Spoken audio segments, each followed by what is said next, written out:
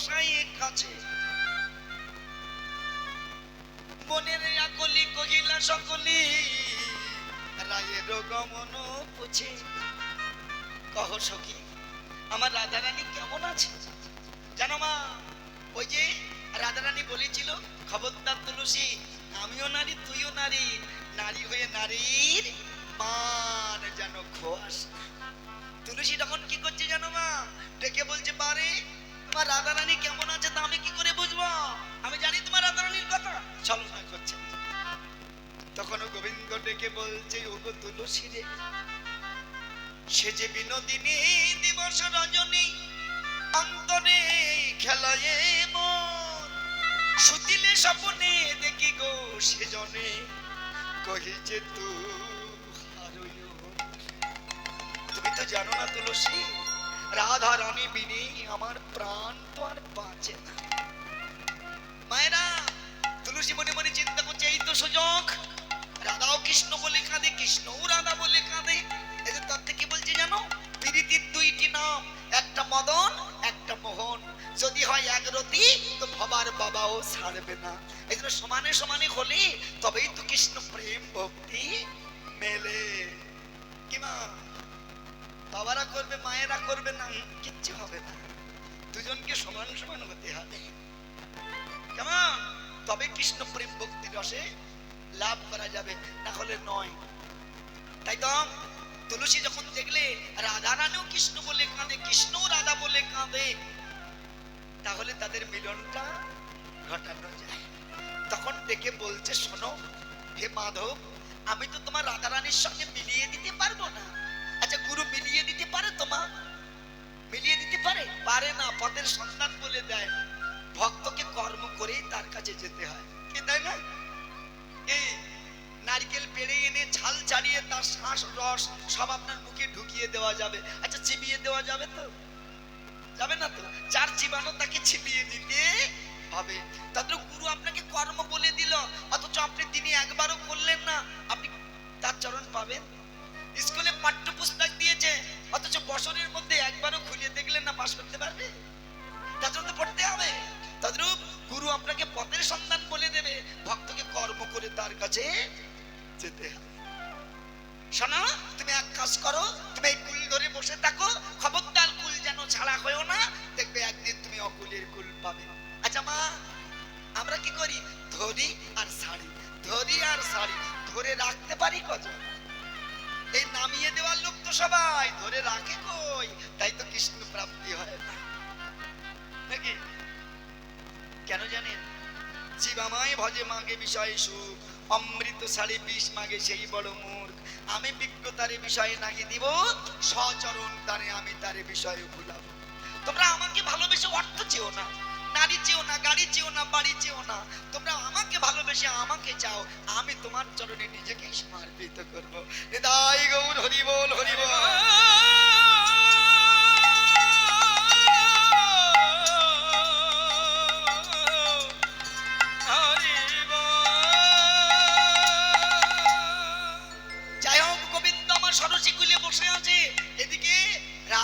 ঘরে বসে ভাবছে কই তুলসী সেই যে গেল আর তো ফিরে এলো না আরো সখীগণ বলছে ওরাই শোন শোন যে তুলসী সদাই কৃষ্ণ বলে কাঁদে তুই পাঠিয়েছিস সেই তুলসীকে কৃষ্ণের কাছে আমার মনে হয় কি জানিস তুলসী কৃষ্ণ পেয়ে নিজেই কৃষ্ণ সেবায় লেগে গেছে ও আর ফিরে আসবে না আচ্ছা বলুন তো বাবা কেউ যদি তার সেই আরাধ্য ধন পায় ছেড়ে আসবে তো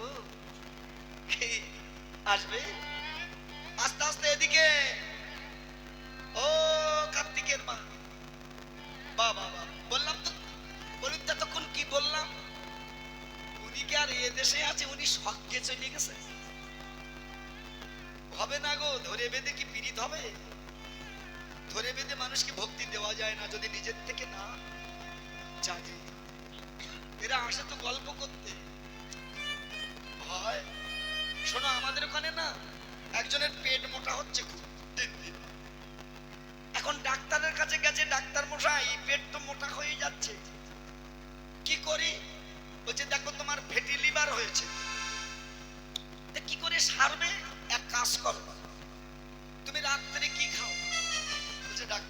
নাই, খিদে হয় না, খুব কম খাই।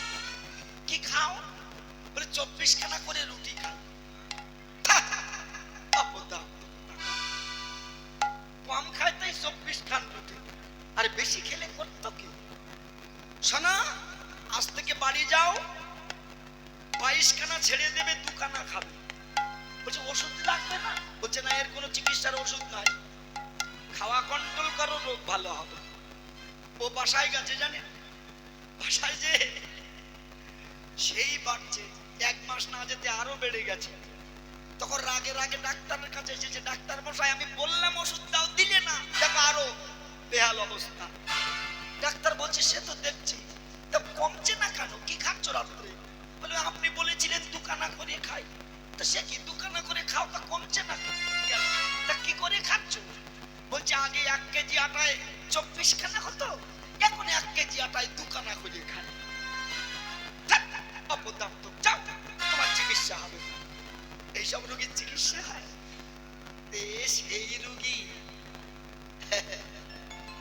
এর কি চিকিৎসা হবে? আমার দ্বারা তো হবে না। মায়েরা, এই জন্য যতক্ষণ হরিবাসরে আছো, গল্প না করে মন করে ভাগবত কথাগুলো শুনে যাও, এতে কাজে আসবে। সারা জীবন তো আন কথা বলে আন কাজ করে কাটিয়ে দিলে, এইটুকু সময় আপাতত একটু হরি কথায় আমরা মত্ত থাকি, দেখবেন কৃপা হবে।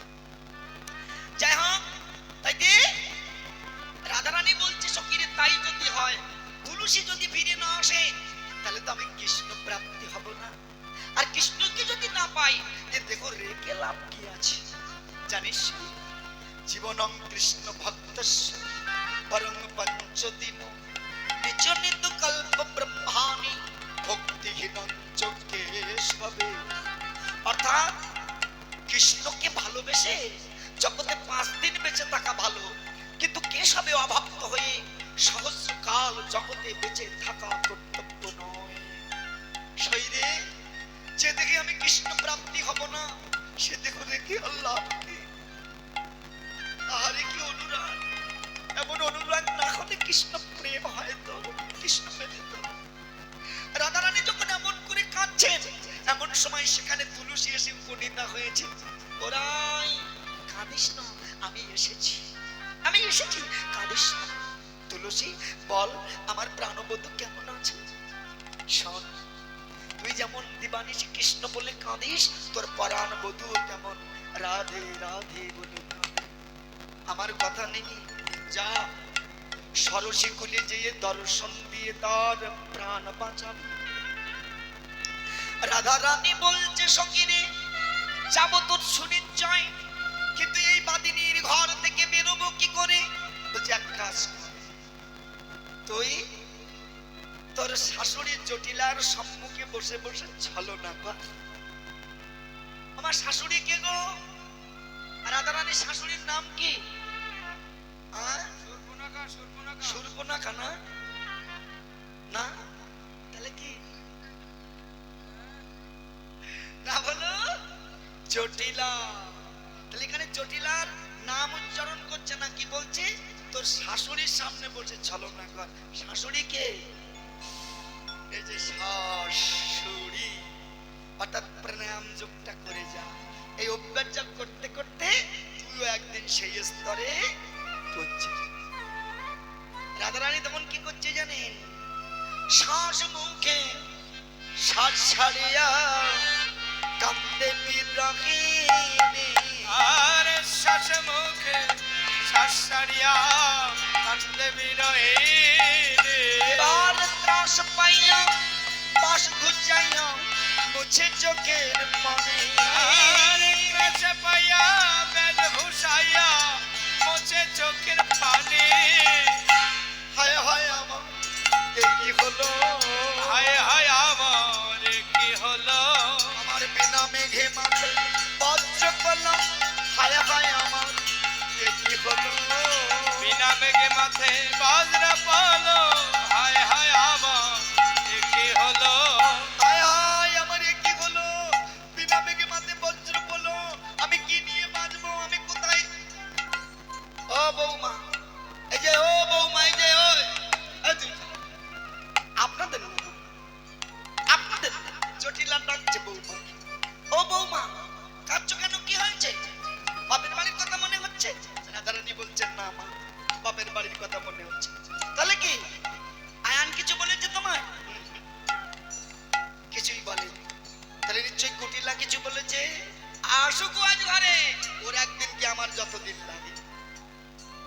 রাধারানী বলছে জানো মা, ননদিও আমাকে কিছু বলে। তখন জটিলা বলছে বৌমা, তুমি কি আমার কথায় কিছু মনে করেছো? এই রাধারানী মনে মনে ভাবে এই তো সুযোগ। ডেকে ডেকে বলছে মা, আমি মা হারিয়ে মা পেয়েছি, তোমার মতো মা পাওয়া তো ভাগ্যের ব্যাপার। আমি ভগবানের কাছে প্রার্থনা করি, যতবার জগতে জন্ম দাও না কেন আমার শাশুড়ি মায়ের মতো মা যেন পাই। যেই বলেছে জটিলা বলছে ওরে বাবারে, বৌমা আমায় এত ভালোবাসে তা তো জানতাম না। ছুটে যে বুককে টেনে নিয়েছে, করলে লইয়া গায়ে জটিলে কেন কান্দ মা। আরে কলে লইয়া গায়ে জটিলে কেন কান্দ মা। এবার শুনে ধনী কয় তখন স্বপ্ন দেখতে পায়। আর শুনে ধনী কয় তখনই স্বপ্ন দেখতে পায়। এত বড় মেয়ে তুমি, স্বপ্ন দেখে কেউ কাঁদে? কি স্বপ্ন দেখে যেমন যে কাঁদতে হবে? স্বপ্ন দেখে কেউ কাঁদে নাকি? রাধারানী ডেকে বলছে মাগো, এ তো যেমন তেমন স্বপ্ন নয়। কি স্বপ্ন দেখলে? কবিরের দেশে যে শুতে স্বপ্ন দেখি আমি, মোর পতির কি দুর্গতি। শোনো মা গো তুমি, শত্রু আসে বাতানে বসে কাবি বৎস হরি, পতির বেশে ভূষা লইয়া গেল শেষে গেল মারি। কি মা, শত্রু আসি বাতানে বসি, শত্রুকে আমার এই দিকে শত্রুকে, এই শত্রু হলো কাম। যেদিন থেকে আমার দিকে শত্রু হলো অর্থাৎ কামরূপী শত্রু প্রবেশ করলো, সেদিন থেকে কি হলো, কামের তাড়নায় পড়ে আমরা কৃষ্ণ ভাবকে বিসর্জন দিলাম। ভেবে দেখুন তো, এমনি ভাবে বৃন্দাবন ছেড়ে যদি কৃষ্ণ প্রত্যেক দিন চলে যায়, তা সোনার বৃন্দাবন কি আধার না হয়ে থাকতে পারে? তো কি অপূর্ব কথা। যেই মাত্র এই কথা বলেছেন যে আমার পতির অপঘাত হবে, অমনি মা আমার আছাড় খেয়ে পড়েছে। জানো মা, নারী যতই জটিল কুটিল স্বাভাবিক হোক না কেন, এক জায়গায় সে খুব দুর্বল। সেটা কি জানেন? সেটা হলো তার সন্তানের কাছে, তার মাতৃত্বের কাছে। কারণ মায়ের মতো ভালোবাসা জগতে কেউ বাসতে পারে না। সবাই নিজের স্বার্থের জন্য ভালোবাসে, কিন্তু একমাত্র মা যিনি নিঃস্বার্থ ভাবে সন্তানকে ভালোবাসেন তিনি। আমার জীবনে বাস্তব দেখা একটা ঘটনা জানো মা, এক গর্ভবতী মা রাস্তায় চলতে চলতে হঠাৎ করে একটা দুর্ঘটনায় হলো, তার মরণাপন্ন অবস্থায় তাকে হাসপাতালে নেওয়া হলো। ডাক্তার পরীক্ষা করে দেখলেন মায়ের যে কন্ডিশন, তাতে দুজনকে একসঙ্গে বাঁচানো বড় দুরাহ ব্যাপার। সবাই বলল যাও ওর স্বামীকে ডাক দাও। স্বামী আসার পর ডাক্তার বলল শুনুন, আমি তোমার স্ত্রী এবং পুত্রকে দুজনকে একসঙ্গে বাঁচাতে পারবো না, হয় তোমার পুত্রকে নিতে হবে, না হলে তোমার স্ত্রী কোনটা চাও। স্বামী ডেকে বললেন ডাক্তার যদি পারেন আমার গাছকে বাঁচিয়ে দেন, আমার গাছ বেঁচে থাকলে ফল আবার পাবো। এই কথাটা মা শুনেছিলেন।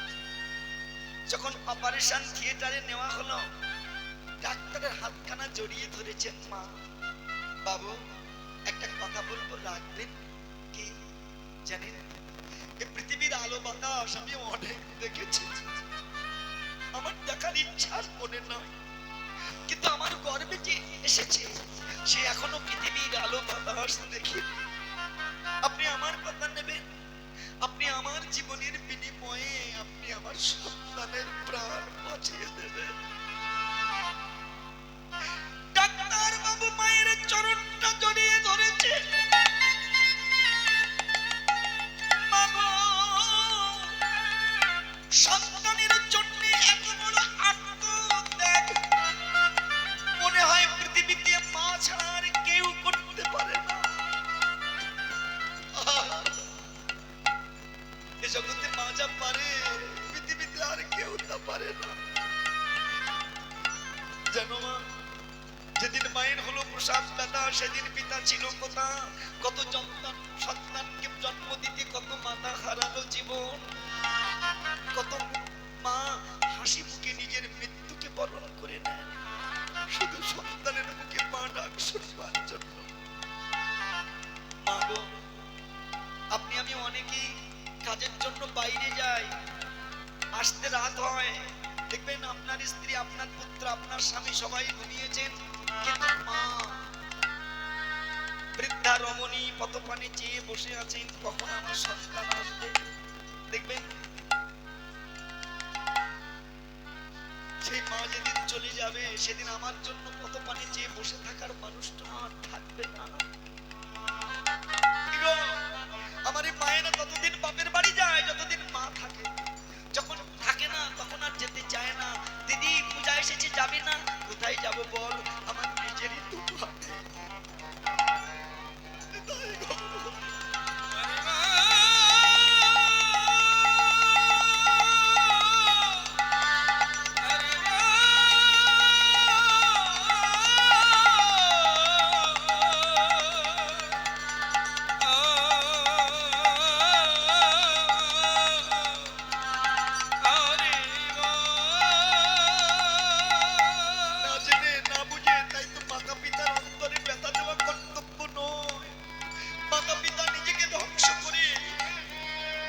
জগতে আমাদের এনেছে, জীবন যদি কোনোদিন ভগবানের সেবা করতেও না পারো, মাতা পিতার চরণে ভক্তি রেখো, দেখবে অনায়াসে ভগবানের কৃপা তার ভারতে মহারাষ্ট্রে বিঠ্ঠালজির কথা শুনেছেন, বৃন্দাবন, হরিদ্বার, নবদ্বীপ, মায়াপুরের মতো এই বিঠ্ঠালজি এও প্রসিদ্ধ একটা মন্দির। এই বিঠ্ঠাল ভগবান জানেন মা, ওখানে এক ভক্ত মাতা পিতাকে খুব শ্রদ্ধা করতেন, ভক্তি করতেন, সেবা করতেন। একদিন ভগবানের মনে হলো ও যেমন করে ওর মাতা পিতাকে সেবা করে এমন করে যদি আমার সেবা করতো আমি বড় পরিতৃপ্ত হতাম। একদিন ভগবান নিজে সেই ভক্তের কাছে উপস্থিত হয়েছিল, ওরে যেমন করে তুই মাতা পিতাকে সেবা করিস এমন করে যদি আমার সেবা করতিস আমি বড় তৃপ্ত হতাম। ভক্ত ডেকে বলেছিল, প্রভু এলে যখন কিঞ্চিত বিলম্ব করো, আমার মাতা পিতার সেবা এখনো শেষ হয়, আমার মাতা পিতার সেবা শেষ হলে আমি আপনার সেবা করব।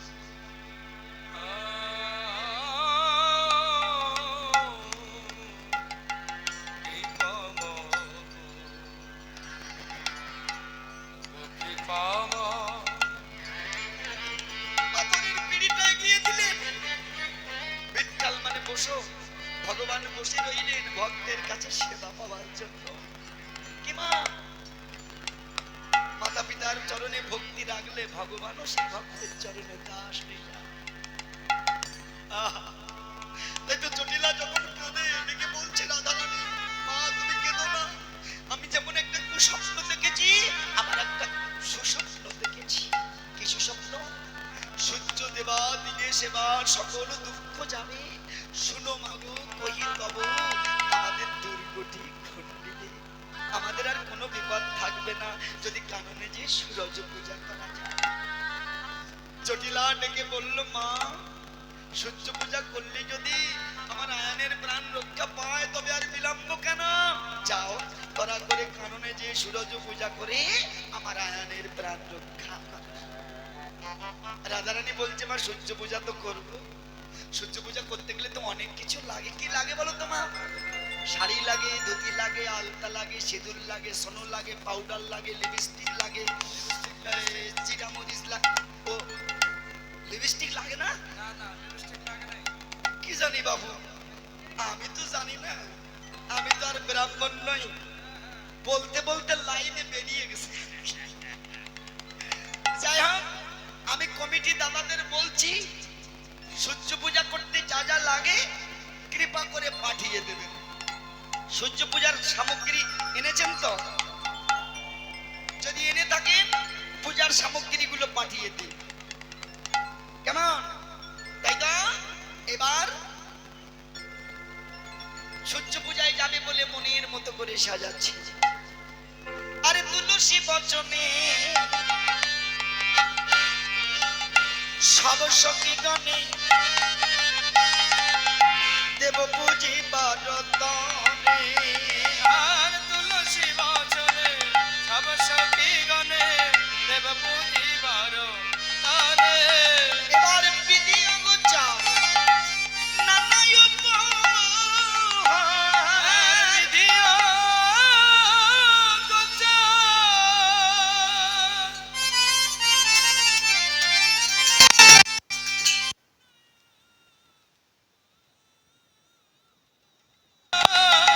সাজানা ভাজানা বারে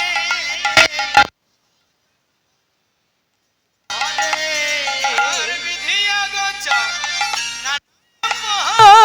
সাজানো ভজন বিদায় গৌর হরি বল, হরি সাজানো ভজন ভরে। চিনি ফেনি কলা মাখন রসলা রেওরি কদম্ব তিলা। আর চিনি ফেনি কলা মাখন রসলা রেউরি কদম্ব ইলা। এবারে পেড়া খাজা গজা আরো সরু ভাজা খাজা আদর্শর ভজা। আমার রাধিকা সাজাইয়া ছিলাম, রাধিকা সাজাইয়া ছিলাম, এবার মনের মতো সাজাইলাম। এবার মনের মতো সাজাইল। ওরাই সূর্য পূজায় সূর্য পূজা নিতাই গৌর হরি বল, হরি বল। যাবে বলে মনের মতো সাজাইল, সূর্য পূজা যাবে বলে। এবার মনের মতো সাজাইল। সূর্য পূজা যাবে বলে মনের মতো সাজাইল। রাধিকা সাজাইয়া ছিলা গো, রাধিকা সাজাইয়া ছিলা। মায়ের